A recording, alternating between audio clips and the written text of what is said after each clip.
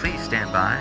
We'll be streaming live Se soon. l'alva brilha em mim, brilha a luz que inunda o meu viver. Good morning, everybody. Glad to see you out there with us today. My name's Andy Hines, and we're going to be going over the risk of faith, part 2.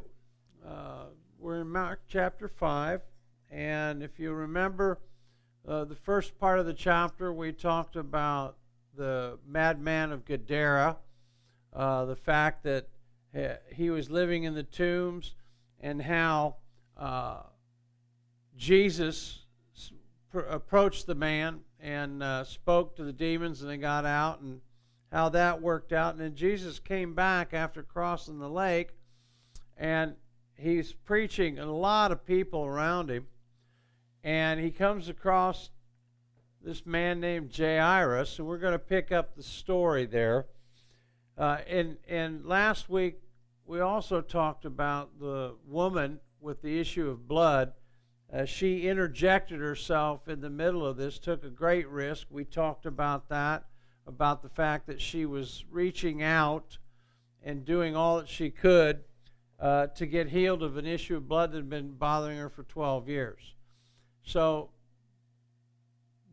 Jairus was split into 2 different parts, but we're going to go over each part today. Now, if you'll turn with me to Mark chapter 5, verses 21 through 24, we'll start with Jairus, we'll skip the woman with the issue of blood, and we'll just do the whole story with Jairus. So chapter 5, and I'm going to be reading from the Amplified Bible, the Amplified Classic, because I think it gives us the best overall view of what happens in this chapter. So let me get a drink here from my throat.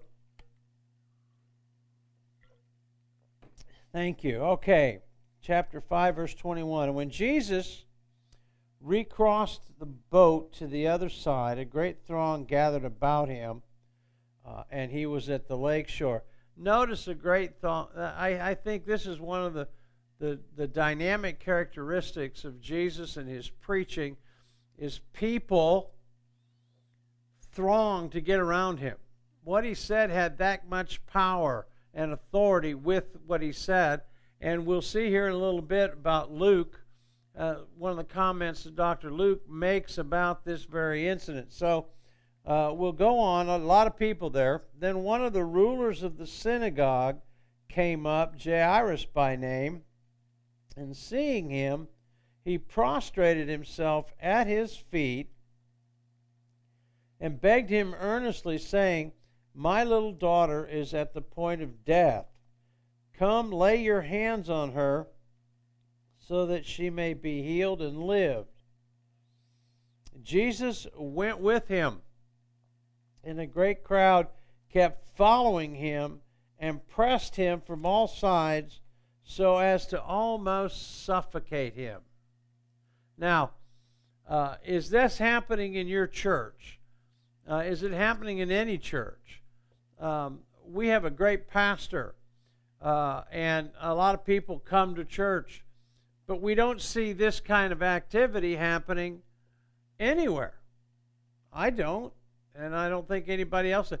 So to the point, now the closest thing I've seen to this is in California when Morris Murillo had tent meetings out there, and other places he's had tent meetings. Thousands of people come. There's a lot of healings. There's all these things are happening.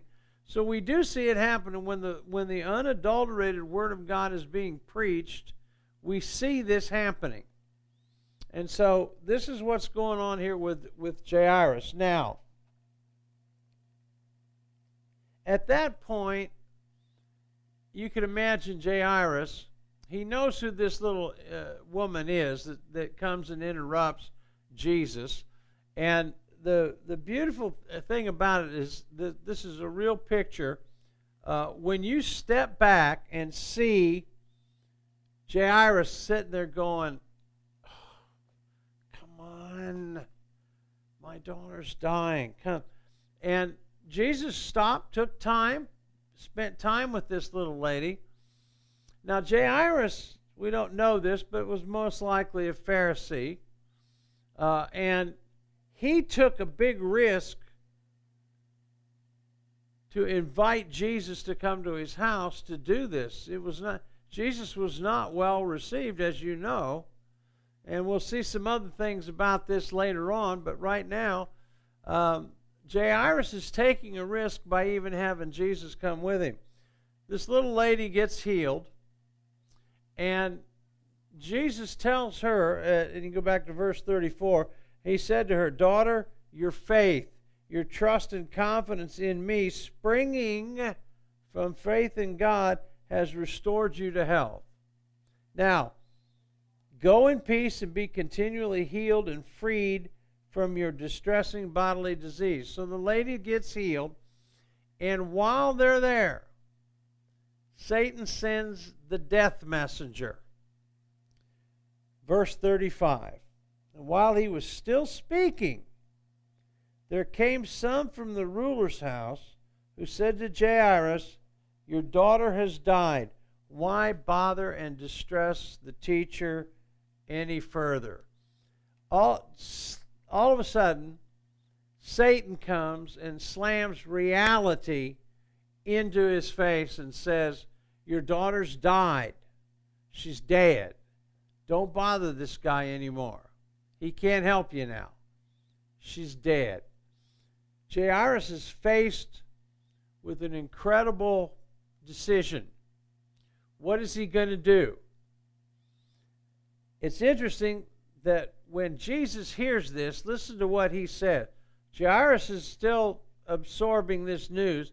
Listen to what Jesus says in verse 36.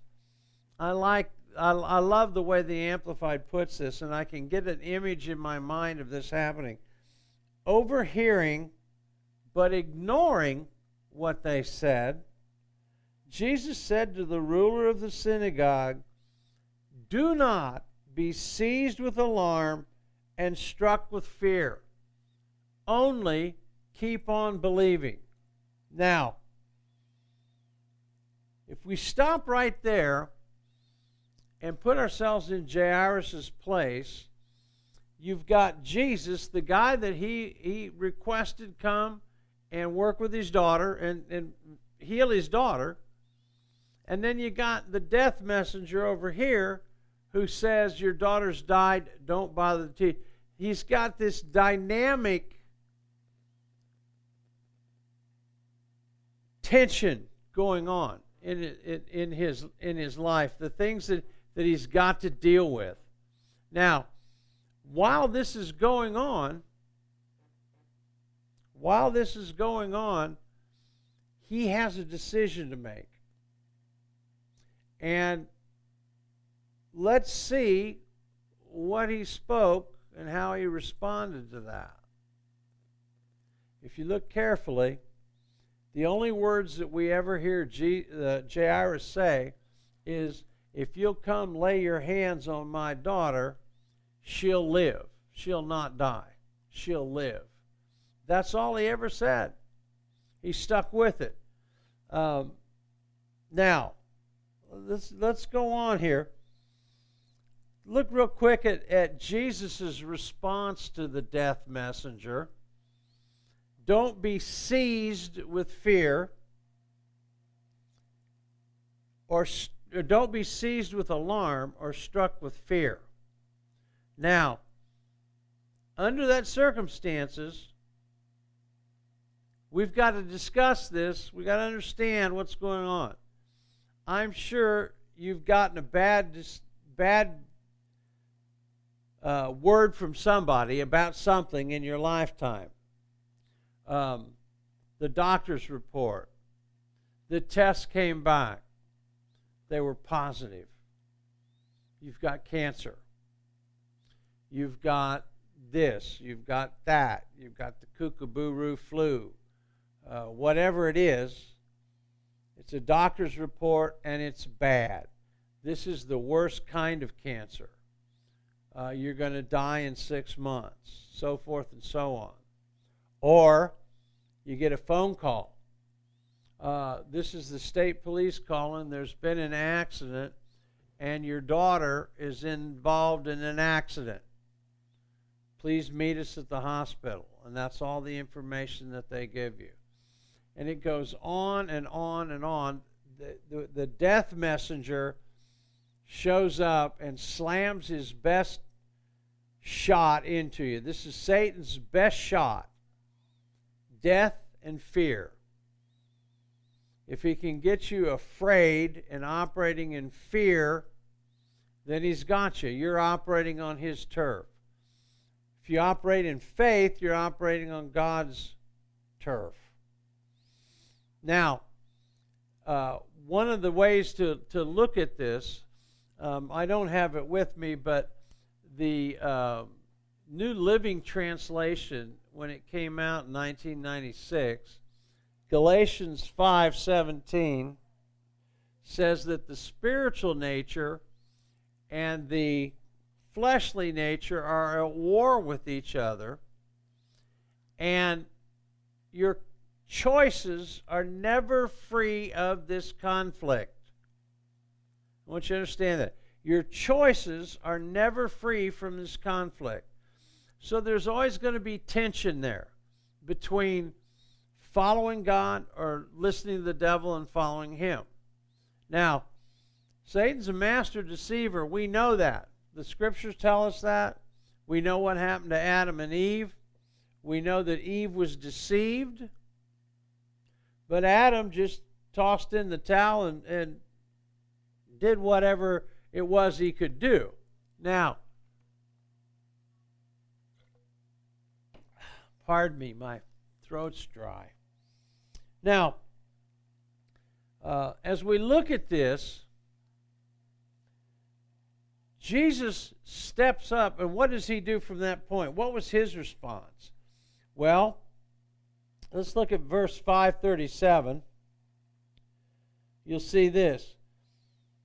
And Jesus permitted no one to accompany him except Peter, James, and John, the brother of James. So he takes Peter and the sons of thunder into the room. And when he arrived at the house, the ruler of the synagogue, he looked carefully with understanding at the tumult and the people weeping and wailing loudly. One of the things that I appreciate here is where the Amplified looks into the Greek words and says, he looked carefully and with understanding. Jesus understood their fear. He understood what they were fighting. He understood the pressure that was on not only Jairus, but was on his family. He understood that. But it doesn't stop him from speaking faith. He keeps looking at the goal, what it is that he's looking for. He's got what we would call Dunkirk faith. The spirit of Dunkirk. If you're familiar with the Battle of Dunkirk in World War II, the Germans had the British and French army trapped on a beach, and they were bombing them and using artillery and just destroying them. And the British Admiralty couldn't get their ships into the harbor because it was too shallow. So they called all these little ships, 864 of them, came, tugboats, fishing boats, sailboats, every kind of boat people had, they just came. And one of the things that they did when they got into the harbor, instead of looking at all the Stukas and the artillery and the Messerschmitts that were shooting at them and everything, they locked in on the beach and they drove to the beach not paying attention to the surroundings, the things that were attacking them. And so they fixed their eyes. That's what Hebrews says. Let us fix our eyes on Jesus, the author and perfecter of our faith. And they went to the beach and they got people.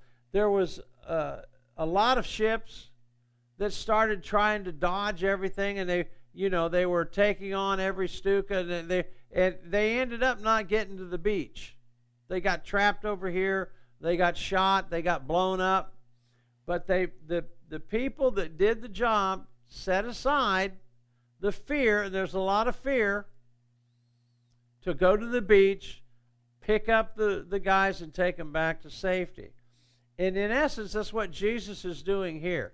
He's disregarding, and he's showing Jairus and his family, and they follow his lead because we don't ever hear anything from them. They don't cry out, "Oh my God, why me?" or anything. They just kept quiet. This is what they spoke at the beginning, and they're hanging on to it. And Jesus is in essence showing them how to do this, and he walks right into the death messenger's handiwork, so to speak. And all these people are yelling and waving their arms and doing this, that, and the other, trying to get through that this girl has died, and they're doing what it is that they're supposed to be doing, raising tumult and professional mourners. Now, here's what, listen, this is really interesting. Why do you make an uproar and weep? The little girl is not dead, but she's sleeping. He is calling things that are not as though they were. Now, this is what takes faith. Jesus is operating in faith. You hear him in John. He says things like, I only speak the things my Father tells me. I only do the things my Father tells me to do. So we know that he's walking with God. God's giving him these instructions, and he's doing them. And he's not paying attention to the death messenger. Okay? We can see this if you look quickly to Romans chapter 4. One of my favorite chapters and one of my favorite stories in the New Testament, especially in Romans. Look at verse 17. As it is written, I have made you the father of many nations. He was appointed our Father in the sight of God, in whom he believed, who gives life to the dead and speaks of non-existent things as if they already existed. Now listen to this. He gives life to the dead and speaks of the non-existent things that he has foretold and promised as if they already existed. When he told Abraham that, he didn't even have a kid. Well, he tells him he's going to have a kid. How old was he when God told him all of this? About 75. And how old was he when he had the kid? About 100. Now listen to this. You go through, and it says this about Abraham. And we can say that Jairus is following this model.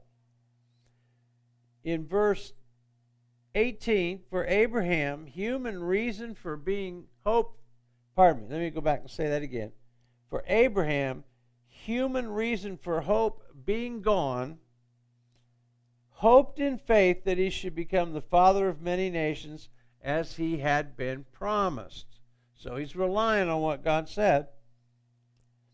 Verse 19, he did not weaken in faith when he considered the other impotence of his own body, which was as good as dead because he was about 100 years old, or when he considered the barrenness of Sarah's dead womb.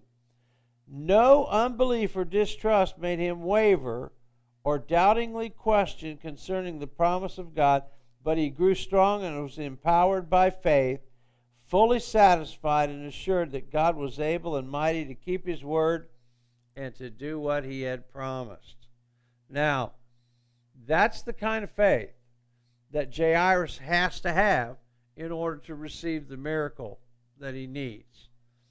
And he does this. When I teach at an alcohol and drug recovery center that our church had started called Fresh Wind, and one of the things we talk in there is about BSA, believe, speak, and act. They believe it, you speak it, and you act on it. That's everything that's going on here. Jairus spoke what he believed. He kept his mouth shut about anything that the enemy said, and he acted on it by following Jesus. Now, there's some interesting things that happen in the latter part of this. In verse 540, said they laughed and jeered at him, and he put them all out, taking the father's child and mother and those who were with him, and he went into where the little girl was lying. Now look what Jesus did. People's response is predictable, and if we look at Luke 5:17, he says this. Luke says this. And one of those days he was teaching, there was Pharisees, teachers of the law sitting by, who came from every village and town of Galilee and Judea, from Jerusalem, and the power of the Lord was present to heal him. That power is always there. And in Jesus, in the case of the little woman with the issue of blood, was saying, who touched me? Somebody touched him, because as one translation put it, there was a demand placed on the power that was emanating from Jesus. This little woman, using her faith, made a demand on that power that was already emanating from Jesus. Okay? So she made a demand on it, and that's what he's getting ready to do here. Now, it's interesting. Luke also comments on these people, because it said they knew she was dead. See, they knew that. It's not gnosko, the Greek word gnosko, which means an intimate knowledge. They just knew she's dead. Facts is facts. Facts is a stubborn thing, as one guy said. Now, that little girl is laying there dead, and Jesus takes 5 people in with him. He throws everybody else out, says, get out of here. Now, what kind of pushback do you think he got from that? But what happens is, as he goes in, he takes Peter, John, and James with him. Now, it's interesting, as a quick side note, you go back to Mark chapter 4 and the parable of the sower, and what you find out is he had 12 disciples, and he told the story, 4 kinds of soil, and out of those 4 kinds of soil, only one got the message. There was soil on the rocky ground, soil on the pathway, and soil in thorns, or seed in thorns. And those guys didn't get it. But the one that was on good ground got it, acted on it, and received 30, 60, and 100-fold. Well, in this situation here, 25% of his disciples are going with him. John, James, and Peter were the only ones that really got what was going on here. Now, they didn't get everything, but they knew enough to walk with him in this. And he throws everybody out that could possibly damage or inhibit the healing. Dutch Sheets told this story about a young woman that lady asked him, would you come pray for my sister in the hospital? He said, sure. He's thinking she's got pneumonia or something. He gets there and finds out she's got a virus infection in her brain. She's been a vegetable. The Lord told him to pray for her. He prayed for her for a year. He drove an hour, prayed with her an hour, and drove home an hour. 3 hours it's spent praying for the woman for a year. Nothing changed. They called the family in, said she's getting ready to die. Everybody come in, and Dutch goes in and prays with her. Nothing's changed. He says, our miracle is here. He prayed for her. 2 days later, they went in to see her, and she was sitting up in her bed. No sign of any of the problems that she'd had, and she's perfectly normal. God can do that. That's what we're aiming for. Okay? And so that's what Jesus is relying on here. Now, one of the more interesting things that he does is when he heals her, he tells everybody. Now, let's look at this in verse 43. And he strictly commanded and warned them not that no one should know this, and then he expressly told them to give her something to eat. Well, she's a 12-year-old kid, and I'm sure she's hungry. Once you're dead and you come back to life, you're hungry. That seems to be a pattern throughout. But in this situation, Jesus is, and I don't have an answer for this, but I'm trying to picture in my mind me being there when this is going on. And he does this absolutely magnificent healing, and then tells everybody, don't say anything about it.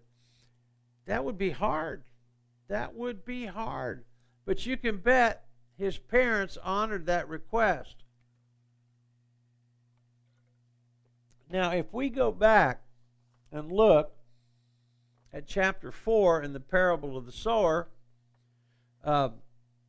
you'll see in some other situations back there and earlier in Mark where Jesus heals the leper and tells him, don't tell anybody. Well, he went out and blabbed it to everyone, and Jesus was not able to minister in the way that he wanted to minister because of this guy's blab. Everybody followed him around.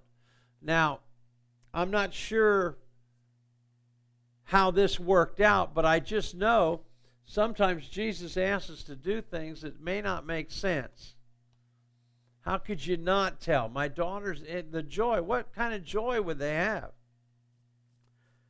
I haven't been around anyone that's been raised from the dead, but I can well imagine what they must feel. Now, let me give you a quick summary of this. This is my thoughts on this entire chapter. This entire chapter is classic parable of the sower. That's what they're talking about in Mark chapter 4.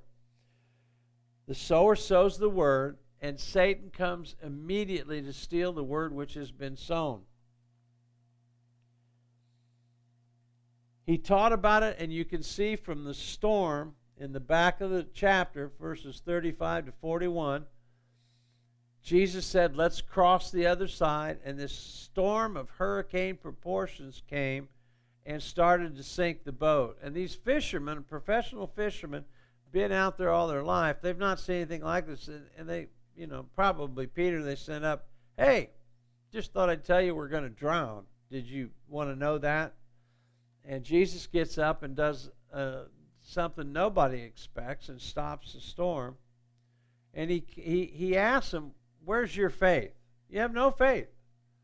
So he's showing you a pattern how this is going to work. Then that storm hits. They get over to the other side. The demoniac gets healed. They come back. Now they're in Capernaum. And they're beginning to deal with Jairus and other people.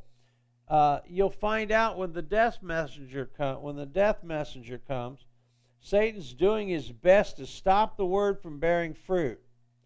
Jesus stood his ground regardless. He shows us his complete mastery of death, hell, and Satan. He overcame every weapon of the enemy, every one of them. Fear, death, alarm, knowledge. They knew she was dead. He overcame all of those. Now, the trick that we have to watch, and that is tough to do, is we've got to hang in there when it doesn't look like we should hang in there. I'm reminded of a story that E.V. Hill told about when he was a young boy. His dad died, and his mother, they didn't have anything, but she was praying, sent him to college, gave him the last $5, sent him to college. He gets to college, and she told him, don't worry about anything, I'll be praying for you. And he's only got $1.94, and he goes into the bursar's office, and it says assign $83. And he stands in line, and the enemy starts talking to him, telling him, you can't do this. Well, he stands in line till the woman right in front of him is walking away, and he has nothing to pay this woman, and his sign says $83. And just as he walked up, the dean of students comes up, and it says, are you Ed Hill? Yes, I am. Well, I just want to tell you, We have a full scholarship for you. We pay all your books, pay all your room and board, and give you $30 a month stipend. And he stood there and had the guts to wait it out. That's what we're looking for. That's what we need to do. I'm praying that we can do that. I'm praying that God lifts your hands when you're tired and that you walk through the storms that the enemy throws at you with great fear and gusto for the Lord. Lord Jesus, thank you for today, and I'll talk to you guys later. Thank you.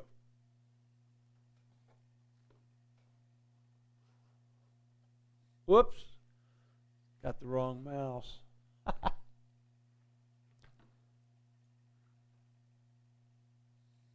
Thank you again. I'm here by myself, and as you can tell, got a few things to do here. So we'll look forward to seeing you next time.